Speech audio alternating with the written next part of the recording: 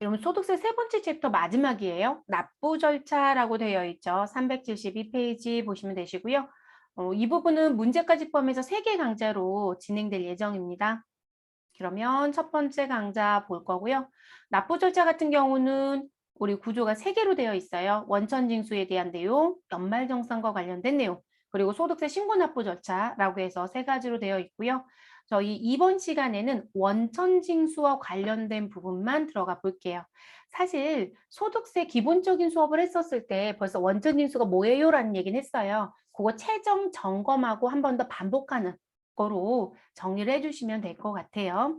그래서 원천징수 신고 납부까지 이번 시간에 진행을 해보도록 하겠습니다. 자, 교재든 다 피셨을 거니까 내용을 볼게요. 우리가 원천징수한다라고 하는 건 의무조항이에요, 여러분. 그래서 실제 소득을 가져가는 사람과 원천징수를 해야 되는 사람하고는 다르거든요. 그래서 소득의 원천이 되는 소득금액 또는 수입금액을 지급하는 사람이 있을 것이다. 그쵸? 그러면 그 소득에 대한 부분을 지급할 때 원천징수 의무자로 국가가 지정한 사람이 있어요. 그들 지급자라고 할 건데요. 그 지급자는 반드시 소득 지급 시 원천징수를 하고 그 원천징수에 대한 부분은 일정 기간 요건에 맞춰서 우리 과세당국인 관할지 세무서, 사업장의 세무서이고요. 무엇 하셔야 된다? 신고 납부하셔야 합니다. 그러면 이 소득이라고 해서 들어오는 이 부분은 뭐가 있느냐라고 하신다면 그럼 이 소득은 뭘까요? 지금 현재 누가 지급자가 이자를 지급한다. 배당을 지급한다. 그리고 우리 특정 사업소득에 대해서 지급하는 게 있다. 그리고 근로자한테 급여를 지급한다. 그리고 무엇도 있을까요, 여러분? 그리고 연금이요. 일반적인 기업에선 볼 기회가 없어요. 그렇지만 연금 사업자들은 당연히 연금 줄 때 원천징수 해야 되겠죠. 연금을 지급하는 경우. 그리고 우발적이고 일시적입니다라고 했었던 부분. 그래서 기타 소득에 대한 부분. 그러면 이 소득의 분류는 여러분이 앞에서 배웠고 그 소득에 맞춰서 지급자는 반드시 소득자인 납세 의무자한테 소득을 지급할 때 일정한 원천 징수 세율에 맞는 걸 징수해야 된다는 거죠. 그 여기에 이제 플러스 되는 부분, 여기까지는 종합과세되는 소득이죠. 근데 분리과세됩니다라고 하는 소득에 누가 있더라? 여러분 근로자가 회사를 그만두면 퇴직금을 주잖아요. 그러면 퇴직금을 지급할 때도 원천징수를 하셔야 되겠죠. 자, 그걸 말하는 부분입니다. 그래서 지급자가 원천징수 의무자로 되어 있기 때문에 원천징수를 하지 않으면 가산세가 발생이 돼요. 세무 2급까지는 가산세 얘기를 크게 거론하진 않지만 가산세가 나올 수 있는 소지가 있습니다. 그리고 추후에 세무 1급 준비하시는 분들은 원천징수와 관련된 납부지연 가산세도 꼭 계산할 수 있으셔야 되고요. 됐을까요? 자, 그래서 그런 제도를 우리가 원천징수이다 라고 얘기한다는 거죠.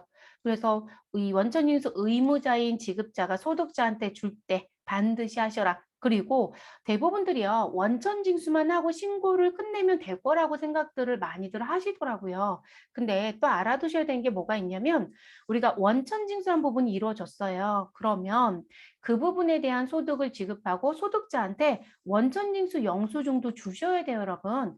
대부분 소득자가 원천징수 영수증도 주세요. 그러면 그거 왜 달라고 그러세요? 라고 얘기하시더라고요. 아니 여러분 규정에 주게끔 되어 있습니다. 다만 이제 특정 부분 일정 요건에 해당되는 건 안 주는 경우들이 있기는 해요. 근데 원래 주는 게 맞다라고 생각을 하셔야 돼요. 우리 퇴직한 종업원이 퇴직소득 원천징수 영수증 달라고 하면 아니, 달라고 안 해도 주셔야 되는 게 맞다고요. 근데 대부분 달라고 하면 주시더라고요. 주시는 게 맞고요. 자, 그리고 원천징수 의무자는 세무서한테 무엇을 하시라? 우리 원천징수했던 세액을 신고 납부하셔라. 자, 과세당국인 세무서에 신고하는 건 소득세를 원천징수했던 거예요. 그래서 대부분들이 이거 신고하세요 그러면 지방소득세도 같이 내는 줄 아시더라고요. 여러분 소득세는 세무서에 내는 게 맞습니다. 반드시 구분해 주셔야 될 게 자, 소득세라고 하는 건 내 관할지 사업장의 세무서에 무엇하는 게 맞다. 신고와 납부를 하는 게 맞습니다. 이렇게 가는 부분이. 그런데 소득세가 징수가 되면 그 소득분과 관련된 우리 지방 소득세를 특별 징수하였다 이렇게 얘기하거든요. 그럼 이 지방 소득세는 세무서가 아니라 지방자치단체예요. 우리가 왜 지자체라고 표현 많이 얘기하잖아요. 악어로 줄여서. 그래서 지방자치단체에 무엇 하셔야 된다? 신고와 납부를 하셔야 되는 부분이에요. 그래서 세무서에 신고를 전자로 하겠다? 그럼 우리는 국세청 어디에 들어가서 홈택스에 신고합니다. 이렇게 표현하죠. 자, 근데 지방자치단체에 신고하는 이 부분은 대부분 위택스에서 신고합니다. 이런 식의 표현들을 쓰거든요. 위택스가 아닌 경우도 있고요. 그래서 지금 내용이 다르다는 거 됐을까요? 그러면 이 소득세 원천징수했던 부분은요. 원천징수한 달에 다음 달 10일까지 우리 무엇을 하셔야 된다? 신고와 납부를 하셔야 됩니다. 다만 반기 신고 납부자에 해당이 된다라고 하시면 우리는 1년에 2번 신고를 해요. 그래서 반기 2월 10일이라고 표현해요. 그러면 7월 10일과 다음 연도 1월 10일에 신고 납부하겠죠, 여러분? 6개월에 한 번씩 신고하는 분들은. 그리고 이거 신고할 때 소득세를 짓게 해야 되는 서류가 필요하죠. 제가 분명히 이자 소득도 있고요, 배당도 있고, 사업도 있고, 근로도 있고, 연금도 있고, 기타도 있고, 퇴직도 있어요. 이렇게 얘기했어요. 그럼 각각의 무슨 소득에 대해서 원천징수 했었는지 우리 각각의 소득별, 세목별 신고서가 작성이 돼야 되잖아요. 그 부분의 서류가 무엇이다? 원천징수 이행상황 신고서라는 부분입니다. 그래서 이 서류에 소득세 부분을 무엇해서 기록해서 신고를 하는 거예요. 그리고 이제 납부서 따로 뽑았겠죠, 여러분? 자, 그렇게 움직이는 부분이고요. 자, 원천징수 의무자는 저는 그냥 쉽게 이렇게 말씀을 드려요. 사업자 등록증이 있는 자 이렇게 생각하시면 쉬워요 라고 얘기합니다. 그래서 국내에서 거주자나 비거주자에게 원천징수 대상에 있는 소득이나 수익 금액을 지급하는 자는 소득을 지급받는 거주자 또는 비거주자로부터 무엇을 소득세와 법인세와 농어촌 특별세를 원천징수해서 우리 국가에게 납부해야 될 의무가 있는 자를 우리가 원천징수 의무자다라고 얘기합니다. 아니 소득세는 개인이니까 소득세고요. 우리 소득자가 법인이면 우리 또 나오죠. 법인세 같은 경우는 원천징수하는 소득이 정해져 있어요. 이자와 배당 소득이 아니면 다른 소득에 대해서는 원천징수하진 않습니다. 그리고 소득세나 법인세를 징수하는 과정 중에 농어촌 특별세라는 것도 발생이 된다라면 그것도 같이 징수를 했어야 된다는 얘기. 그러면 그 징수 의무자에 들어오는 분들은 제가 사업자 등록증이 있는 자라고 했어요. 그러면 개인 사업자 이런 얘기 하잖아요, 여러분. 그래서 개인들은 거주자와 비거주자로 구분할 것이고 그리고 우리 법인격을 부여받은 분들은 법인이라는 표현을 쓰겠죠. 그리고 외국 법인 같은 경우도 국내에 사업장을 가지고 있다라면 당연히 원천징수할 거고요. 그리고 이외에 소득세법에서 정하는 원천징수 의무자에 해당이 된다라면 원천징수가 이루어진다라고 얘기하는 거예요. 그래서 사업자 등록증이 있는 사람들은 꼭 해야 된다라고 알아두시면 되겠습니다. 자, 원천징수의 종류. 자, 우리 원천징수하는 방법의 2가지 얘기를 하고 싶은 거죠. 자, 원천징수는 완납적 원천징수라는 것과 예납적 원천징수라는 거로 구분이 된다. 자, 완납적 원천징수는 완납이에요, 여러분. 우리 뭔가 얘기할 때 그거 어떻게 했어? 완납했어요 라고 해요. 그러면 다 냈어요 라는 표현이죠. 더 이상 낼 게 없다는 얘기거든요. 그 표현하고 동일해요. 그래서 원천징수만으로 납세 의무가 끝납니다라고 합니다. 종결된다. 그렇기 때문에 이 완납적 원천징수에 해당되는 부분은 종합소득 신고하는 부분에 포함되지 않습니다. 그래서 분리과세 대당 소득이 대표적인 무엇이 된다? 완납적 원천징수가 됩니다. 그러면 예납적 원천징수다라고 하는 건 뭘까요, 여러분? 우리 예납은 누가 받아요? 미리 했던 부분들 같죠. 네, 그래서 미리 징수를 하고요. 뒤에 가서 또 다른 확정 업무를 해야 되는 부분. 그래서 원천징수만으로 납세 의무가 끝나는 것이 아니라 소득을 지급받은 자, 여러분 소득을 지급받은 자는 소득자를 말하는 거죠. 다른 말로 얘기하면 이 사람은 납세 의무자가 되는 거죠. 그래서 소득자는 추후 해당 소득과 다른 합산 소득이 있었다라면 그 소득을 합산을 해서 별도의 소득세 신고를 한다 안 한다? 해야 된다. 그래서 이 소득세 신고 납부한다라는 부분은 별도의 확정 신고라는 게 필요합니다. 라고 하는 부분. 그래서 그 부분을 예납적 원천징수라고 합니다. 아니 그러면 나 예납적 원천징수여서 원천징수를 미리 했는데 그건 어떻게 해요? 라고 하신다면 미리 낸 세금으로 무엇 하시면 된다? 공제받으시면 되겠죠. 그래서 그런 걸 기납부 세액에 대한 공제라고 얘기합니다. 자, 원천징수 세율은 우리가 앞에서 각각의 소득을 배울 때 벌써 원천징수 세율은 들여다봤어요, 여러분. 그거 최종적인 정리입니다. 자, 이자소득입니다. 자, 이자소득 같은 경우 우리 일반적인 부분에 해당한다. 그러니까 일반적인 이자나 배당, 금융소득이라고 부르잖아요, 여러분. 우리가 이자 배당을 묶어서 금융과 관련돼서 발생되는 소득이라고 한단 말이에요. 그래서 일반적인 금융소득은 몇 퍼센트? 14%예요. 14%입니다. 근데 실명이 아니다. 비실명 금융소득이다. 그러면 우리 무슨 부분? 개인과 개인의 관계였다. 또는 개인과 법인의 관계였다. 그러면 42% 금전소비대차 계약만으로 움직이는 거. 근데 금융권에서 발생된 부분이다. 금융식명제와 관련돼서 나온 우리 비실명 금융소득이다. 그러면 90%가 됩니다. 자, 이자소득 중에 영업이 아니라고 얘기하는 비영업대금에서 나타나는 이익은 25%, 장기 채권의 이자소득은 14%입니다. 자, 근데 2018년 이전에 발생된 부분은 30%이고요. 자, 그리고 배당소득에 와서 우리가 유의할 하나는 출자 공동사업자가 있죠, 여러분. 우리가 사업을 같이 합니다라고 했는데 경영에 참가를 하게 되면 소득 분배 비율에 나눠 가진 부분은 사업소득을 신고를 하는 거지만 우리가 소득 분배 비율에 의해서 나눠 가진 부분이 경영 미참가자가 있었다라면 그 부분은 출자 공동사업자에 대한 배당소득을 들어가죠, 여러분. 그 부분의 원천징수세율은 25%가 됩니다. 자, 사업소득입니다. 자, 부가가치세가 면세되는 인적용역이요. 저 같은 사람이라고 했어요. 그러면 3%입니다. 자, 봉사료 수익 금액은 5%이고요.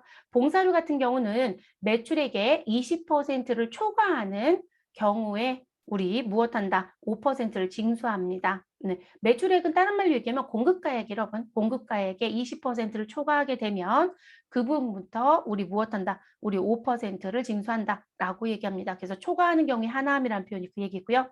자, 근로소득 같은 경우는 상용직하고 일용직을 나눠야 되죠. 자, 상용직에 해당된다라고 하시면 기본세율. 자, 기본세율이라고 하는 부분은 우리 매월 급여지급 시 간이세액 조경표가 있다. 그 조경표에 나온 거대로 징수가 이루어지고 있다. 이런 얘기고요. 일용근로자는 무조건 몇 프로? 6%입니다. 그런데 일용근로자는 연말정산의 행위를 하지 않기 때문에 우리 하루 1급에서 얼마? 15만 원의 근로소득 공제를 해주죠, 여러분. 그래서 일용직에 근로소득이 나오면 이 근로소득 공제 15만 원을 빼고 그리고 6%인 거예요. 그대로 그냥 6%가 아니라 그래서 써드린 거고요. 자, 그리고 이제 그 다음 연금소득. 자, 연금소득 같은 경우는 공적연금이라고 불려지고 있는 국민연금과 공무원연금에 대해서는 우리 기본세율이라는 표현을 쓰는 이 부분은 연금소득 간이세액 조경표가 따로 있습니다. 국세청이 공시해 주는 거고요. 자, 그거에 의해서 징수를 합니다. 근데 사적연금, 2번은 사적연금이에요, 여러분. 자, 사적연금에 해당되는 퇴직연금이나 연금저축에 대한 부분은 두 가지 요건을 비교해서요. 낮은 세율입니다. 두 가지 요건을 비교해서. 왜냐면 두 개가 다 해당이 될 수도 있어서. 자, 우리가 연금에 대한 부분에 계약서를 보니 종신계약이더라. 그래서 사망할 때까지 연금으로 수령하는 종신계약에 의해서 연금을 수령하고 있다면 그 부분은 4%입니다. 4%. 그런데 우리 그런 계약이 아닌 경우 그럼 70세 미만이었을 땐 5%, 70세 이상 80세 미만은 4%, 80세 이상은 3%의 세율입니다. 그러니까 여러분 지금 보시면 나 4%로 받고 있는데요. 나이가 80세 이상입니다. 그럼 누가 더 낮아요, 여러분? 우리 3%가 더 낮잖아요. 그러니까 요거 적용한다는 거죠. 낮은 세율은 그런 의미입니다. 자, 그리고 이제 또 하나는 우리가 이 연금소득에 들어가서 봤더니 우리가 연금이 그냥 연금저축으로 들어갔던 거로 받는 게 아니라 퇴직금에 대한 부분으로 가지고 있다가 회사를 그만두면 그 부분이 내 퇴직연금 계좌로 넘어와요. 그래서 IRP 계좌에 들어와져 있더라. 그래서 그 계좌에 가지고 있다가 내가 연금으로 수령하는 경우도 있고 그러니까 일시금으로 수령하지 않으면 연금일 거란 말이에요. 근데 제가 연금 외로 수령했다. 그럼 일시금 수령이거든요. 그렇게 되면 자, 세금의 차이가 생길 수 있어요. 그래서 지금 원천징수되지 아니한 퇴직소득을 이거를 우리가 퇴직소득을 연금 계좌로 이연하였다라고 하거든요. 그래서 그런 소득을 연금으로 수령한다라고 하면 연금 수령한다라고 한다면 연금 소득을 연금 외로 수령한다라고 가정했을 때 계산된 원천징수 세액이 있다. 그 세액을 연금 외 수령한 금액으로 나눈 비율의 70%를 적용한다. 자, 그런데 무슨 부분이요? 10년을 초과한다라고 한다면 60%를 적용한다라고도 할 수 있습니다. 그래서 이제 저렇게 또 예외적인 부분이 있는 거예요. 자, 기타 소득입니다. 자, 기타 소득은 우리가 일반적으로 20%로 알고 있는데요. 우리 20%가 아닌 것도 있어요. 자, 그러면 우리가 일반적인 기타 소득은 1과 2를 제외한 건 20%이다. 자, 그러면 1은 우리 기타 소득에 해당하는 연금 외 수령액. 근데 연금으로 수령하면 뭐로 들어가는 게 맞다? 연금 수령이요. 근데 연금 외로 수령하면 일정 부분은 퇴직소득이 되고 일정 부분은 기타 소득이 될 수도 있거든요. 그래서 기타 소득에 들어오는 연금 외 수령이라는 거죠. 그럼 15%의 원천징수세율을 적용합니다. 자, 복권, 승마, 승자투표권 등에 해당되는 부분. 자, 이 부분은 소득금액 3억 원까지는 20%. 근데 3억을 초과하게 되면 초과한 금액에 대해서는 30%의 원천징수세율을 적용합니다. 제가 이 자리만 왜 노란색 표시해 드렸을까요? 시험에서 자주 물어봐서요. 네, 기억해 주셔야 되겠죠? 자, 퇴직소득 같은 경우는 기본세율을 적용합니다. 네, 근데 퇴직소득은 소득세를 계산할 때요, 결집 효과가 있기 때문에 우리가 소득금액이 확정이 되면 무엇하더라? 근속연수로 나눕니다. 그래서 연평균 소득을 계산해서 무엇한다? 산출세액을 계산하고요. 다시 거기에 근속연수 곱해서 세금의 원리가 움직입니다. 그런 걸 뭐라고 얘기한다? 연분연승법이라고 얘기합니다. 그래서 이렇게 계산하는 특수한 방법이 또 있다라는 게 퇴직소득의 특징입니다. 자, 원천징수했던 부분에 대한 신고 납부는 언제 들어가느냐? 여러분 이거 벌써 앞에서 말씀드렸죠. 자, 우리 소득을 지급하는 원천징수 의무자는 원천징수한 소득세를 원천징수일이 속하는 달의 다음 달 10일까지 무엇 하시면 된다? 정부에 신고와 납부를 하시면 됩니다.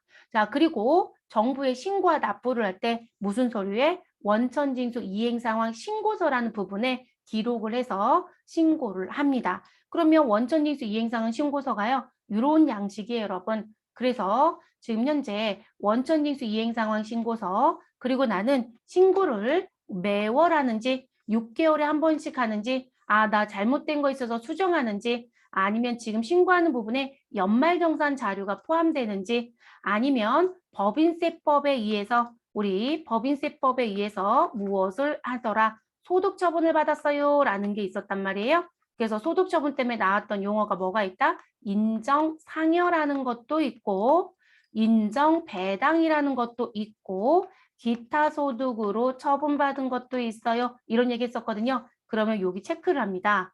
그리고 제가 연말정산을 했더니 연말정산 내용을 이 자리에 기록할 거거든요. 그랬더니 뭐가 나왔다? 환급이 나왔더라. 그럼 나는 국가한테 무엇 할 수 있다? 돌려주세요라는 걸 신청할 수 있어요. 근데 그런 부분들까지 다 표시하는 거예요. 그리고 너는 몇 월 달 거를 언제 지급해서 언제 신고하는 거니? 그래서 귀속은 언제이고 지급은 언제이고 이런 식의 신고가 되는 거예요. 그러면 지금 우리가 분명히 소득세에 소득이라고 하는 건 몇 가지가 있다? 총 8가지가 있다라고 했어요. 그 8가지 중에 7가지는 원천징수가 이루어진다, 안 이루어진다? 이루어진다. 양도소득세 빼고는 이루어져야 되잖아요, 여러분. 그래서 우리가 개인이라고 하고 법인이라고 하는 부분. 왜냐면 소득자가 법인일 수도 있다고 했잖아요. 그렇죠? 그러면 이렇게 구분하고요. 근로소득에 대한 원천징수인지 퇴직소득에 대한 원천징수인지 사업인지 기타인지 연금인지 이자인지 배당인지 쭉 나오는 거 보이시죠, 여러분?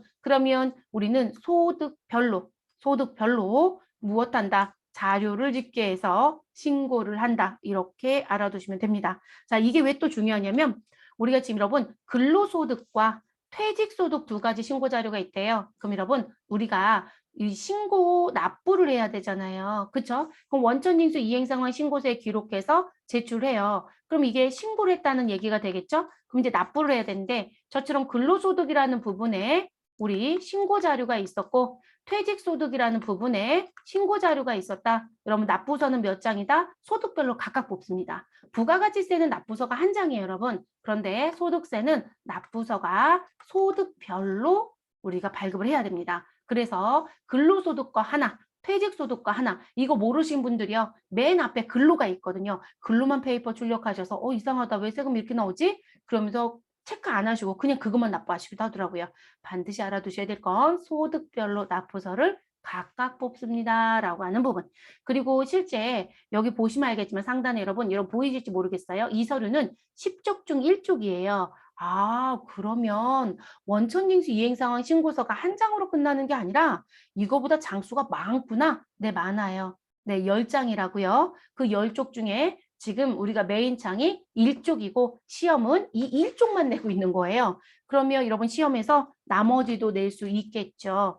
금년도 시험이었던 것 같습니다. 금년도 시험 문제에 이제 모든 시험의 최초예요. 제가 볼 때는 뭘 냈냐면 우리가 법인한테 지급하는 소득이 있거나 이자나 배당 소득에 대한 지급 사실이 있거나 우리 소득자는 여러분 거주자일 수도 있고 소득자는 비거주자일 수도 있어요. 앞에서 그래서 우리가 소득을 받아가는 사람이 거주자이거나 비거주자이거나 법인이거나 그랬을 때 원천징수 의무자는 소득을 지급할 때 원천징수를 하세요. 이렇게 얘기했단 말이에요. 그러면 비거주자 그리고 이자 배당 법인 그럼 무슨 부분 여기 금액을 쓴 것만으로 끝나는 게 아니라 여기에 대한 세부 사항을 무엇해달라? 보여달라라고 합니다. 그런 걸 우리가 부표라고 합니다. 부표. 그런데 여러분 이거를 전산에서 시험 문제를 냈다라는 거예요. 세무 1급에. 저도 조금 놀래긴 했어요.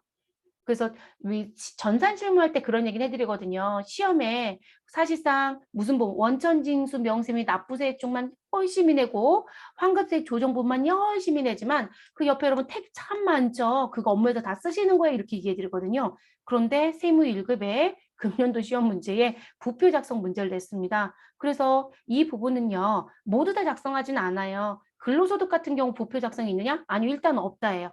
근데 있던데요? 그러면 연말정산을 했는데 환급액이 나왔다? 그러면 제가 환급 신청을 하면 환급 신청과 관련된 내역서가 뒤에 붙어야 되거든요. 그것 때문에 작성하는 부표가 있어요. 그러니까 환급 신청 안 하면 부표 작성할 일이 없어요. 근데 이자나 배당에 대한 건 반드시 부표가 작성이 돼야 되고 비거주자, 소득자가 비거주자였을 때도 부표가 작성이 됩니다. 그리고 법인한테 지급하는 소득이 있었고 그 부분에 원천 징수했다라면 그 또한 반드시 부표 작성이 되어야 됩니다. 그래서 그런 부표라는 부분이 있다는 거. 그리고 부표가 자동 작성이 되면 참 좋겠지만 부표가 자동 작성이 안 되는 경우가 많습니다. 어찌됐든 메뉴를 선택해서 내가 불러드려야 됩니다. 그리고 프로그램에 들어가면 부표가 다른 메뉴로 나와 있는 게 아니고요. 그냥 원천징수 이행상황 신고서라는 메뉴 안에 탭으로 구성이 되어 있어요. 그래서 그 탭을 작성하셔야 된다. 일부는 자동 반영이 안 되기 때문에 직접 손으로 작성을 해야 되는 상황입니다.